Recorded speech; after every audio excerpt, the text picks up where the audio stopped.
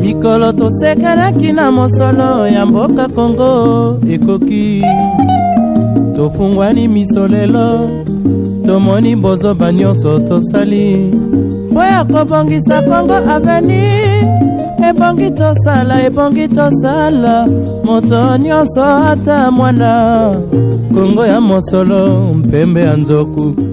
Et de savoir que vous êtes très nombreux, scotchés, branchés à la télévision d'éducation dans votre émission face à l'actualité, car c'est ici qu'on échange sur les différents sujets qui touchent l'actualité de la climatique du Congo. Mesdames et messieurs, bienvenue dans votre émission à qui nous recevons aujourd'hui pour vous un analyste membre de l'Union Sacrée. Il s'agit de Maître Patient Kitingui, à qui j'ai dit bonsoir. Oui, bonsoir.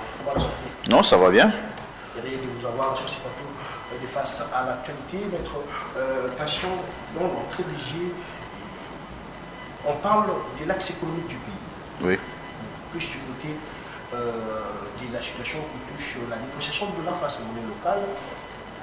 Selon les constats que nous tous, Chinois, Congolais, nous faisons sur le terrain, il y a un peu de dichotomie, il y a un peu de contradiction en termes d'impact de cette dépréciation face au prix des denrées alimentaires.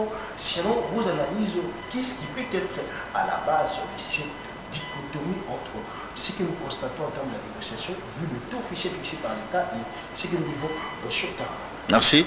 Je crois que vous-même vous avez suivi. Donc, il y a eu des autorités qui sont mieux placées à déterminer ou à fixer les taux d'échange. Et donc, je crois que nous tous, nous sommes d'abord très heureux de voir les efforts par lesquels le gouvernement est en train de mener.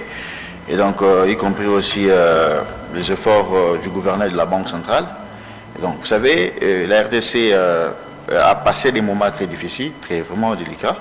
Donc, dans le sens que, parce que vous savez, le chef de l'État, il était vraiment menacé par rapport au taux d'échange, parce que les gens ont crié à tout moment, à chaque fois les chefs de l'État partaient dans des manifestations, des conférences, les gens criaient, nous voulons voir donc la baisse du dollar sur le terrain, les taux d'échange, tout ça. Donc voilà. Donc le chef de l'État avait promis, je crois, à la population, donc il va vraiment veiller sur ça, il va vraiment mettre de la rigueur sur la gestion de la chose publique pour qu'on aboutit à mettre les choses dans l'éclair.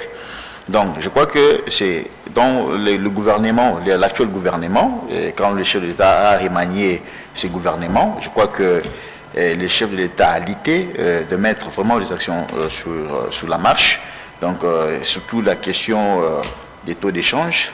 Donc, j'ai suivi, je crois que j'ai suivi même le gouvernement de la banque, le gouvernement de la banque, le gouverneur de la banque plutôt avait injecté une affaire de 50 millions de dollars américains sur le terrain pour que nous sentons vraiment qu'il y a eu baisse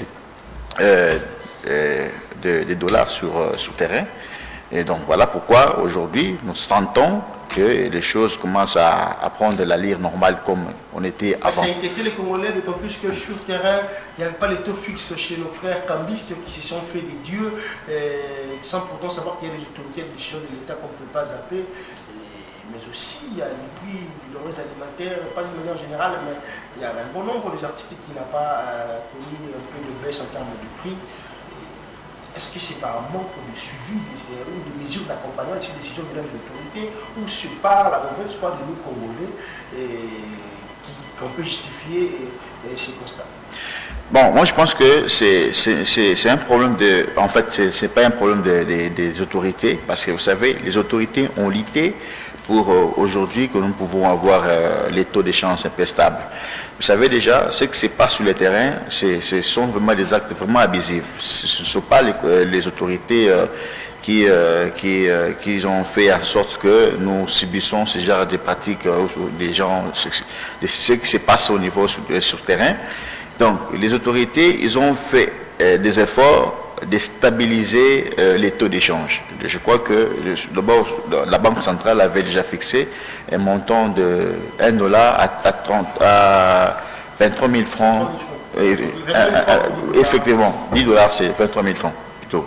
Je 500 francs pour Angola. Exactement. Et donc, déjà souterrain, vous verrez, il y a des Congolais, des mauvaises foi qui sont juste pour déstabiliser ce que les autorités ont déterminé sur.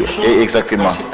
Et donc, je crois que pour le bien que vous avez cité, pour que des choses comme les aliments, tout ça, les baisses, donc ça demande aussi, ouais, je crois que ça demande aussi du temps. Il faut laisser parce que vous savez, il y a d'abord les déséquilibres souterrains.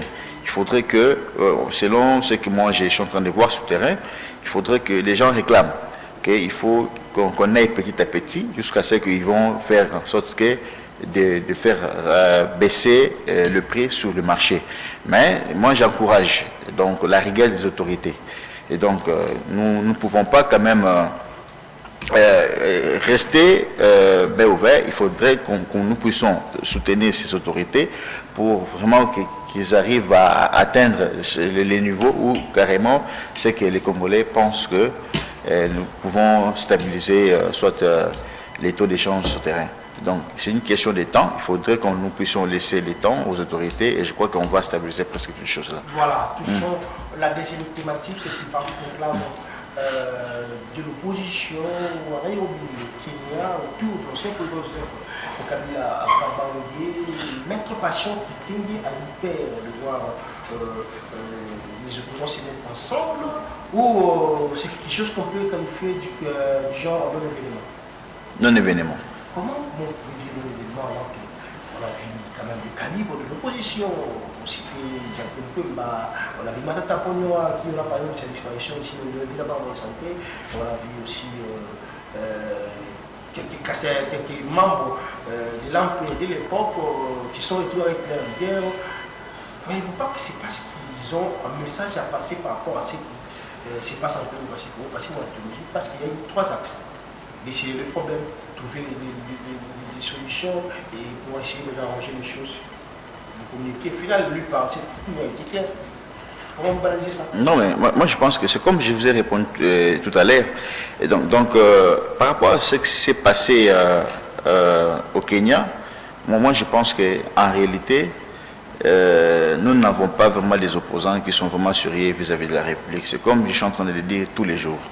Parce que l'opposition doit vraiment revoir certaines choses.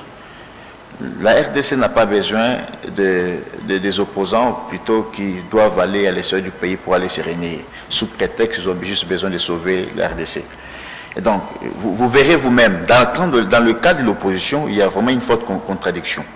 Et vous, tout à l'heure, vous avez cité, vous m'avez dit, il y a eu un bon nombre de gens qui s'est réunis au niveau de Kenya.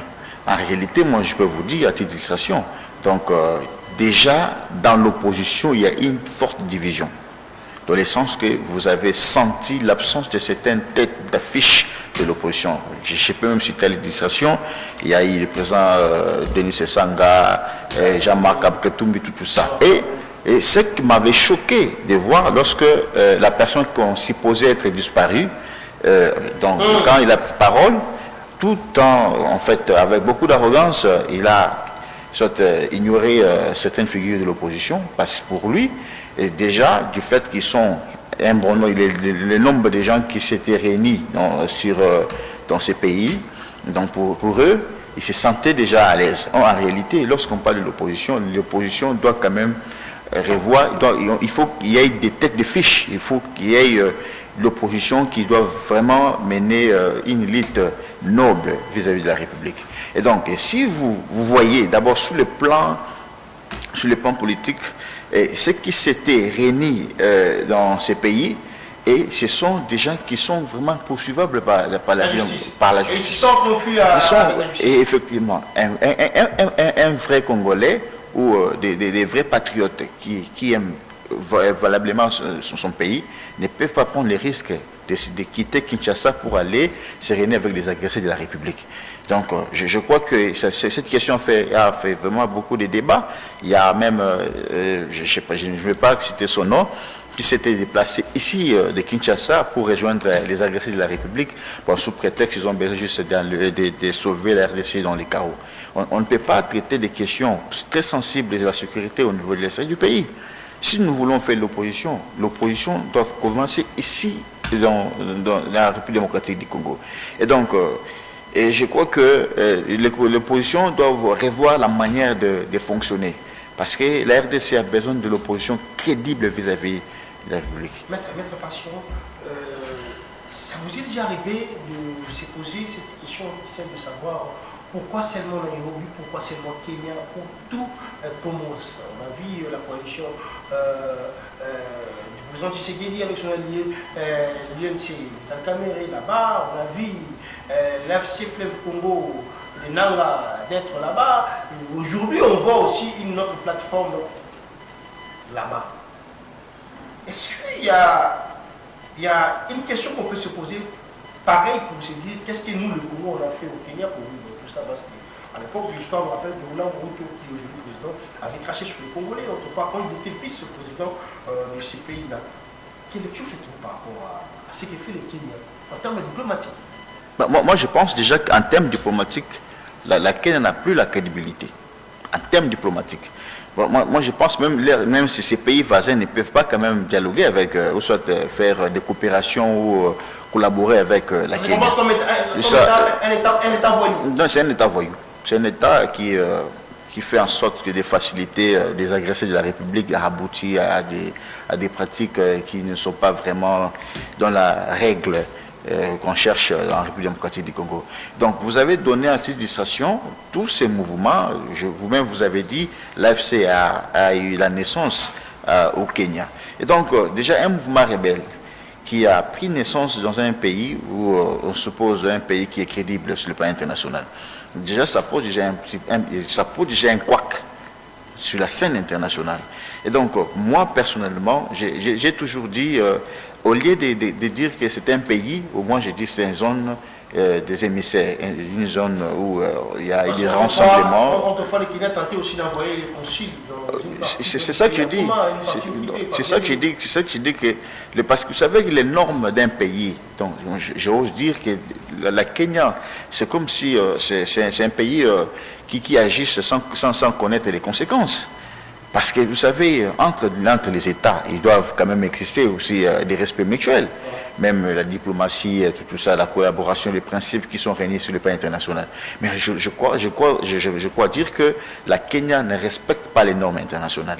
Vous savez, du fait qu'il a pris le courage d'aller installer les consuls dans une zone occupée par les ennemis de la République, déjà, on avait senti la brutalité, l'acharnement. Il n'y a même pas vraiment le respect pour ce pays. Et donc, moi, je pense que ce n'est pas idéal. C'est pas idéal de collaborer ou soit de faire la diplomatie ou de traiter des questions diplomatiques avec ces pays de la Kenya. Revenons sur l'objectif de la démarche de l'opposition qui dirige actuellement, parce qu'il faut qu'on se le dise, cette opposition-là est dirigée par Kabila, parce que dans leur communiqué final, ils ont eu même à mentionner le dernier discours de Kabila avec des revendications de 12 piliers. Oui. Donc, si on prend l'opposition qui est dirigée par Joseph Kabila Kabange, fait agir de cette manière, vous ne voyez pas que c'est parce que le régime en place ne nous avait pas donné accès de prendre part au dialogue de tout le monde là. Raison pour laquelle ils se sont dit qu'on peut faire autrement. Parce que si on leur donnait confiance de faire partie à ces dialogues, comme ça s'est dit, comme le chef l'a dit, ça n'allait pas être ainsi. Non, mais vous savez, déjà, la question, il n'y a même pas question de frustration à ce niveau. Mais ils sont frustrés parce qu'ils sont congolais. Ils ne sont pas congolais parce que... On a demandé à ces sangs-là, dans le média de la place, si ceux qui ont pris des armes sont des rebelles, il a dit ce sont des Congolais, il n'a pas voulu faire sortir de sa bouche qu'ils sont des rebelles. Non, mais moi, je vous réponds à la question. Déjà, vous savez, dans un pays où il y a des règles, dans un pays où il y a la démocratie, on ne peut pas tolérer un patriote ou un groupe des individus qui ont pris les risques de prendre des armes contre son propre pays et on les considère comme étant des Congolais. Moi, je pense que c'est un raisonnement qui ne regarde pas vraiment avec la démocratie. Donc déjà, du fait qu'ils ont pris des armes qui sont dans les zones qui sont occupées par les ennemis de la République. Donc, moi, je pense que ce ne sont pas considérés comme étant des Congolais. Ça, c'est de un. Et la question des dialogues, je l'ai dit ici qu'il n'y a même pas question de frustration. Parce que s'il y avait frustration, je pense qu'on n'allait pas parler de dialogue dans ce pays. On n'allait pas parler de dialogue dans ce pays. Mais si nous parlons de dialogue plutôt, c'est parce qu'on tient à ça. Mais nous devons aussi voir aussi des contextes. Est-ce que c'est les moments que nous pouvons arriver à dialoguer entre nous les Congolais? La plus grande question doit se poser. Parce que nulle part ailleurs, vous avez vu les chefs de l'État dans ses propos nier les dialogues inclusifs dans ces pays. Mais il avait particularisé en disant qu'on ne pouvait pas dialoguer avec n'importe qui, pas avec les Congolais qui ont le même sale. Oui, il a raison de le dire ça, parce que vous savez, c'est comme je l'ai dit tout à l'heure, on ne veut pas être sous la table avec les gens qui jouent des doubles jeux, qui ont des doubles faces. Nous voulons des vrais opposants, les opposants qui sont crédibles, qui doivent se réunir juste pour une seule cause, sauver la RDC dans les chaos, dans les crises. Parce que déjà, dans l'opposition elle-même, il y a déjà la division. Et tantôt, vous allez suivre le président Martin Fayulu, qui a refusé catégoriquement de participer au conclave qui s'est passé là à Nairobi. Donc, parce qu'il ne veut pas, c'est un opposant, mais il n'a pas voulu qu'il soit traité de tous les mots. Et donc, mais si lui, le président Sessanga, se sentait capable, ou se sentait patriote, comme il dit que non, les gens qui ont pris des armes, ce sont des Congolais. Il allait aussi prendre les risques pour aller, pourquoi il n'a pas pris les risques d'aller rencontrer leurs connaissances, en fait, certains opposants qui s'étaient réunis aux pays étrangers. Voilà. Donc, parce que lui-même, il a senti, il allait aussi être essuyé dans tous les mots. Donc, il n'a pas voulu prendre les risques. Il a dit qu'il doit faire l'opposition dans son pays. Et donc, moi je pense que nous voulons ce genre des opposants dans ce pays. Si vous voulez faire contester, vous ne voulez pas les actions du chef de l'État ou ses actions, tout ça, vous voulez contester. Donc, on ne refuse pas. Nous sommes dans un débat républicain, nous sommes dans un pays républicain où l'opposition, la société civile est acceptée. Nous respectons toutes ces règles, mais nous voulons aller dans la régularité. Et les chefs de l'État avaient dit ceci. Si je voulais quand même rappeler à tous ceux qui nous suivent ce soir, les chefs de l'État voudraient à ce que nous puissions arriver à dialoguer entre nous Congolais. C'est ça la finalité. Ils sont des Congolais. Donc qui? La vraie question, on dit qui? Parce qu'il ne faut pas qu'on soit dans un table où il y a certains Congolais qui ont la main sale. Ce qu'ils font ne leur exclut pas de leur nationalité congolaise. Non, mais tu sais déjà, ça pose un petit souci. Je ne veux pas que, comme vous avez abordé la question de la nationalité, je ne fais pas parce que déjà, on suppose déjà que des gens... Ils sont congolais. On suppose qu'ils sont congolais. Mais il faut maintenant se poser des questions. Mais lorsqu'on est congolais, est-ce que vous pouvez trahir son propre pays? Vous pouvez trahir plutôt son propre pays? Je ne pense pas. Parce que lorsqu'on suppose qu'on est congolais, on doit d'abord faire en sorte que ces pays soient sauvés lorsqu'il y a des menaces. Mais je n'ai jamais vu, parce que vous savez, il y a même le président Martin Fayulu qui l'a dit dans ce discours il y a quelques jours, qu'il y a certains opposants qui sont dans l'opposition, qui n'ont jamais pris le courage de condamner des actes de massacres et qui ont commis par les Rwandais. Du président Effectivement, oui, parce qu'il a compris ce que les chefs de l'État avaient dit. Quand les chefs de l'État dénoncent ce comportement de nos compatriotes qui sont dans l'opposition, parce qu'il sait, il est mieux informé. Et je l'ai toujours dit, la question de la sécurité laissée au chef de l'État de trancher. C'est lui le seul citoyen qui maîtrise les zones sensibles de l'Est du pays. Et donc, je pense que nous devons laisser du temps au temps. Laisser les chefs de l'État de prendre ces mesures, ces processus, et jusqu'à ce que nous allons aboutir à une résolution. Et nous ne voulons pas, parce que de faire la confusion dans ces pays. Et tantôt, vous verrez qu'il y a l'ECC, il y a la CENCO, et qui s'est dit prêt, qui s'est dit capable de faire quoi? De réunir tous les opposants. Il a dit tous Est-ce les que vous opposants. êtes aussi parmi les gens qui sont contre cette proposition de la SENCO et les CC? Les chefs, non. Parce que Moi, nous avons l'opposition, on ne se réunit pas nous, Congolais. Oui. On se laisse seulement berner dans les accords des USA et des lois et Oh non. sans pourtant tenir compte à l'interne, parce qu'on veut aussi se mettre d'accord sur le plan interne pour mettre fin à cette crise. C'est aussi une solution. Je pense que vous avez suivi la SENCO, les CC a fait des démarches. Pour qu'on aboutisse à... Les démarches qui étaient aussi contestées par une bonne partie des Alors, membres de l'Union c'est sacrée. ça que je dis. C'est ça que je dis. Ils ont fait les démarches. Est-ce qu'ils ont respecté ce processus? C'est là où on s'est posé des questions. Parce que le chef de l'État avait dit l'initiative du dialogue doit provenir de lui.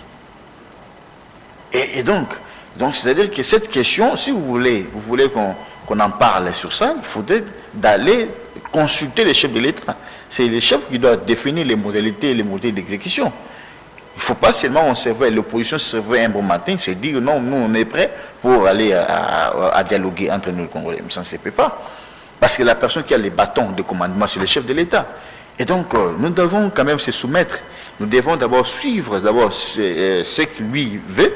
Et c'est qu'à ce moment-là, on doit arriver au dialogue. Et donc, il ne faut pas seulement que les gens interprètent les choses d'une manière sans connaître les contextes. Et le chef de l'État est d'accord de dialoguer, mais tout en respectant les règles. Les règles dans le sens que nous devons d'abord soutenir ces actions et condamner aussi les actes qui sont commis par les pays agresseurs, qui est le Rwanda. Et donc voilà ce que le chef de l'État veut de l'opposition. Voilà. Vu aussi ce qui s'est passé au Kenya, parce qu'il y a, j'ai lu, j'avais aussi suivi comme pas mal de Congolais, je m'excuse, là où c'est ce qui nous disait qu'ils feront des ripostes diplomatiques. En écoutant ces points-là, comment avez-vous réagi?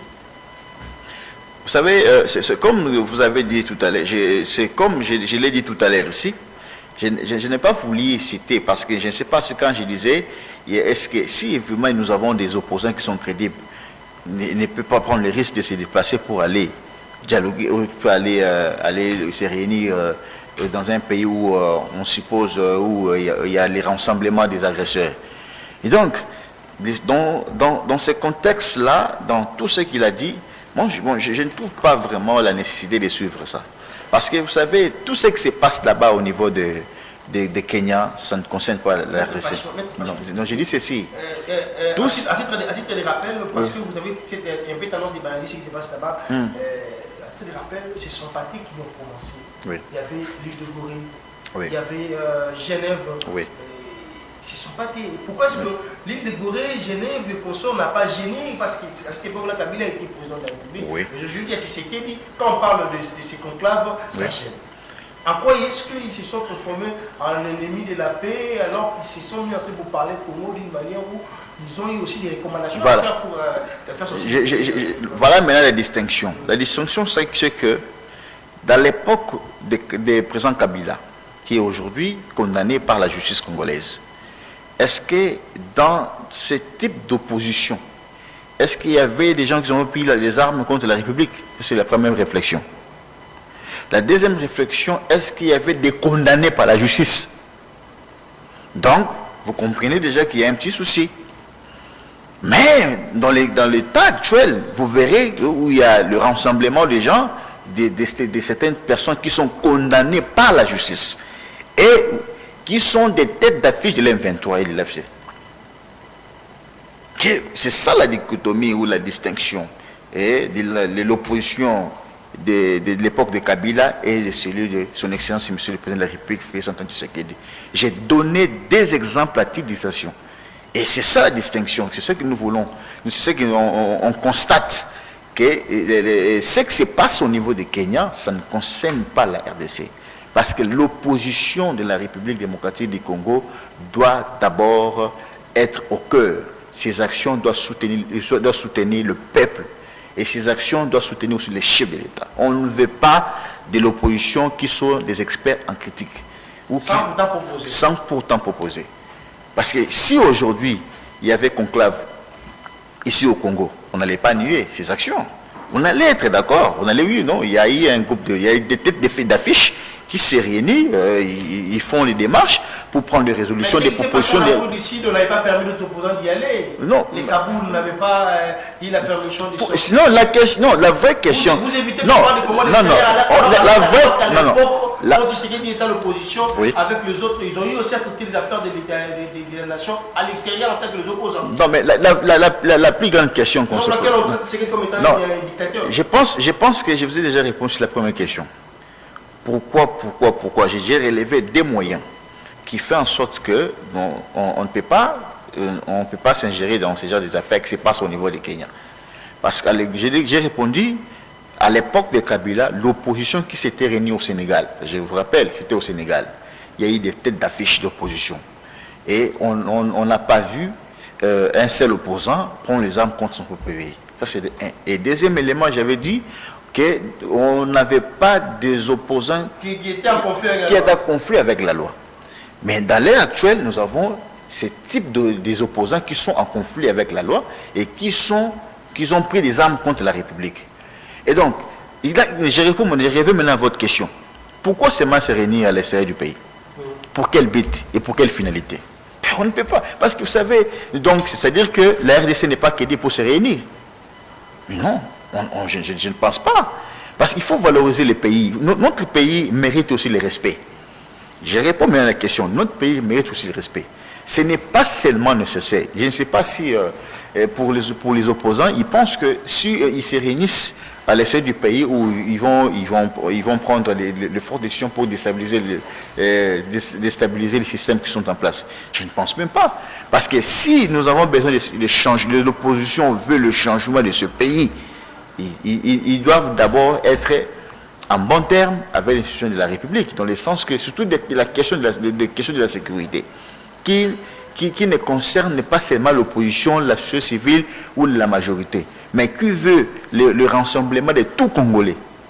Et donc, moi je pense que ce sont des rassemblements qui ne peuvent pas concerner la RDC. Même s'ils pensent aller en Afrique du Sud ou au Gambie, ou je ne sais pas, donc ça ne concerne pas la République. Selon votre manière de voir les choses, est-ce que le gouvernement peut banaliser cette rencontre ou cette branche de la force politique de l'opposition qui sont créées là-bas au Kenya, Nairobi, où le gouvernement doit mettre en place des mécanismes pour essayer de contrer au cas où il y a un peu des objectifs obscurs? Non, mais moi je pense qu'on ne peut pas prendre les choses à la légèreté.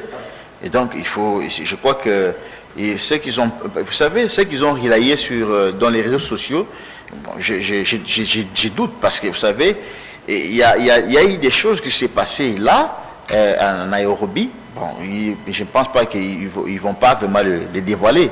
Donc il y a les non-dits, comme on dit. Il y a les non-dits. Et donc, le gouvernement de la République démocratique du Congo ne peut pas prendre ces genres de réunions, des conclaves en la légèreté.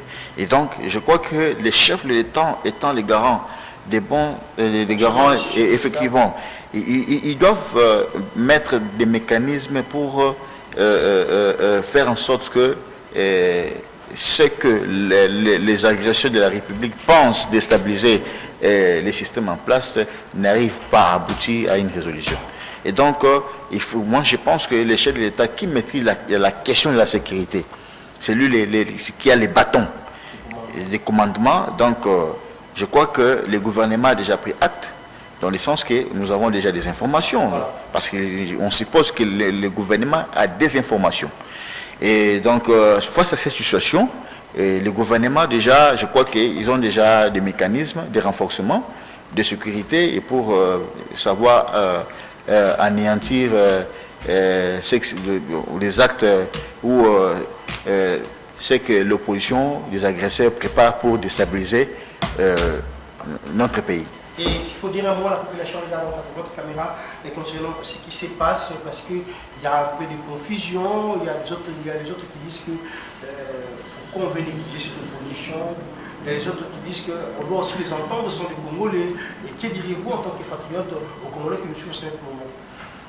Et donc, ce que moi je dirais, c'est que On veille de ces pays le changement dans tous les sens. Surtout que nous sommes dans une situation où nous sommes agressés par la force étrangère. Donc nous connaissons tout ce qui se passe à l'est du pays. Et nous compatisons avec nos compatriotes qui sont à l'est du pays. Et nous voulons que la population ou le peuple congolais et les soutenir les chefs de l'État dans tous ces démarches, même sur le plan interne ou externe. Et donc, nous devons les soutenir de loin ou de près. Et puis, nous voulons aussi, ça c'est un message, nous voulons aussi à l'opposition, je nie pas l'opposition, voilà. Mais je veux que l'opposition de voir bien les choses, parce qu'on constate, parce que là c'est un constat, on constate qu'il y a des camps dans l'opposition, il y a un cas qui sont à l'extérieur du pays, il y a d'autres camps qui sont à l'interne du pays. Ceux qui sont dans l'interne du pays ne veulent pas, adhérer dans les mouvements qu'on a créés à l'extérieur du pays. Il y a ceux qui pensent aussi là-bas au niveau de l'extérieur du pays que pour eux, sans eux, ils vont aboutir à une résolution. Donc c'est déjà une contradiction totale dans l'opposition. Alors la RDC ne veut pas de ce genre de l'opposition, mais la RDC veut de l'opposition qui sont crédibles, pas de l'opposition qui sont des corrompus, et qui sont les opposants de double face, qui sont tantôt avec la RDC et tantôt avec les étrangers. Et donc, nous ne voulons pas la division dans ce pays. Nous voulons qu'on soit unis et qu'on se soit dans l'opposition, qu'on se soit dans la majorité ou dans la société civile. Nous devons être unis, surtout nous sommes pour une seule cause. La cause, c'est que nous voulons sauver la RDC, surtout par rapport à l'agression rwandaise. Et donc, voilà ce que moi je pourrais dire en termes de conseils. Nous devons aussi soutenir les chefs de l'État. Nous devons aussi prier pour lui et pour soutenir aussi le nombre du gouvernement et puis prier aussi pour la RDC. Voilà, nous sommes à la fin de cet entretien. On ne peut pas boucler cet entretien sans pourtant parler d'un fait qui s'est déroulé ici à Kinshasa, capitale administrative du Congo. Donc, nous sommes avec Maître Patient Kitenge qui est un patriote. Maître Patient, on a vu, parce que lorsqu'il y a des dérapages, des bavures policières, on en parle. Mais on a vu la position congolaise en connivence, en synergie avec les FARDC, déjouer les braquages qui devaient se dérouler à la banque de victoire dans la commune de Kassavou. Votre mot par rapport à ces gestes que la population quinoise a quand même applaudi. Donc, moi je pense que je salue d'abord le commandant de la ville de Kinshasa, le général Blaise Kankou, et puis je salue Israël Kankou, Israël Kankou, plutôt le général Israël Kankou, je salue, et puis je salue aussi la FARDC. Nous tous, nous avons senti l'efficacité plutôt, la ténacité de la police congolaise, y compris nos FARDC. Nous avons senti la maîtrise, nous avons senti l'accélération. Il y a eu crépitement de balles, mais aucun blessé, aucun mort. Parce que nous, on pensait peut-être qu'on devait avoir de blessures. Oui, parce qu'il y avait un monde fou de la population. Et parce qu'il y avait des mondes fous. Parce que vous savez, lorsque la police ou carrément le FARDC ne savent pas bien faire le travail, la conséquence c'est que nous devons soit sentir qu'il y a des blessures ou carrément des morts d'hommes, des casses. Mais vous avez senti le professionnalisme en eux. Donc même la police, l'intelligence de la police. Et moi j'ai confondu à la police scientifique. En réalité c'était la police nationale. Et donc, et nous avons senti, bien que ce que moi je condamne, c'est qu'on n'allait pas traiter ou soit, torturer la dame. La dame, oui, oui. La dignité de la femme a perdu sa sacralité. Et sa qualité, on n'a pas, moi personnellement, je n'ai pas aimé ces actes parce qu'on devait quand même respecter un être femme. Parce que vous savez, nous sommes vous êtes juriste, il y a déjà l'infraction, la loi de notre pays garantit. Elle était garantie de la présomption d'innocence jusqu'à ce jour. Mais, parce que vous savez, tu sais, du moment où il a été arrêté, parce qu'on ne sait pas qualifier quel type d'infraction qu'il a commis. Voilà. Parce que la personne habilitée à déterminer la commission de l'infraction, ou soit à déterminer l'infraction qu'elle avait commise, c'est le ministère public. Donc là, on voit, c'est les magistrats instructeurs, lors de son audition, c'est de là maintenant qu'il doit savoir s'il s'agissait de quelle infraction. Et donc, mais du fait qu'il a été torturé, il a été tabassé, humilié, avec des images voilà. Des images prises par un agent de l'ordre. Exactement. Donc moi je pense que même le chef de l'État, y compris la première ministre, avait condamné ces actes, les actes de torture. Donc c'est vraiment, vous savez, lorsque une personne, même s'il a commis, même s'il a tué, il bénéficie du principe de la présomption d'innocence, jusqu'à ce que sa responsabilité pénale sera déterminée. Et donc, la vraie manière ou la seule possibilité, là c'est un message que je dois annoncer à nos compatriotes congolais. Lorsqu'il y a un crime, ou il y a un délit, ou il y a une infraction qui vient de se commettre, donc la manière dont nous pouvons agir, c'est juste d'appréhender la personne, de la ramener devant les autorités compétentes. Et donc, c'est dans ce sens-là, nous devons quand même respecter un être humain. Parce qu'un être humain est d'abord, il est protégé par nos institutions de la République. Quand je dis nos institutions de la République, on voit aussi nos lois qui sont dans la République. La Constitution garantit les droits, tout ça. Donc, je pense que nous ne voulons pas quand même qu'on commence à poser ces actes ou de brûler les gens, tout ça parce qu'il a commis un tel délit ou une telle infraction. Ce ne sont pas vraiment des actes que nous pouvons applaudir. Il y a aussi un petit mot parce que sur l'affaire, et cette partie que nous constatons, lorsqu'on arrête une personne avant qu'il soit déféré devant la justice face à son juge naturel, les interrogatoires filmés et publiés. Papa Yonado, ça est-ce que c'est sur le plan juridique c'est faisable? Non, c'est pas faisable. D'abord, ils sont en dehors même des normes juridiques. Parce que vous savez, lorsque une personne est arrêtée, même les médias n'ont pas compétence. C'est pas les médias, même les agents de l'ordre, même interrogent la personne arrêtée. Même le média, même ceux qui ont posé la main pour arrêter la personne, ils n'ont pas la compétence de l'interroger. La loi a donné la seule possibilité de les appréhender, de les ramener devant les autorités compétentes. Alors, ce qui se passe généralement dans la pratique, ils sont dans les sens contraires de la loi. La loi n'a pas autorisé. Il n'y a aucune disposition qui n'a donné la possibilité à un individu de filmer, d'interroger au moment où il s'est passé la scène. Donc, cette question est réservée aux autorités compétentes. La police nationale, il y a les OPJ, ou carrément les défaits devant les parquets. Merci beaucoup. Merci. C'était là Maître Patient Kitenge, analyste politique et membre de l'Union Sacrée. C'est avec nous qu'on a développé deux points d'actualité. Question pour nous de vous éclairer sur ce qui se passe ici en République démocratique du Congo. Merci Maître Patient d'être passé ici. Merci beaucoup. De face à l'actualité. Merci à la grande équipe technique de cette émission comme Zaki Mona, Djiboul Bargamba. Merci à la régie finale, là où se trouve Serge Mounda et Bruce Vougou. Et je suis merci à la grande équipe de la télévision et de l'éducation. Restez branchés pour prendre votre chaîne, surtout prenez soin de vous car chaque jour est une vie. Cette émission sera diffusée le mercredi ici à CBS vers 21h. Au revoir.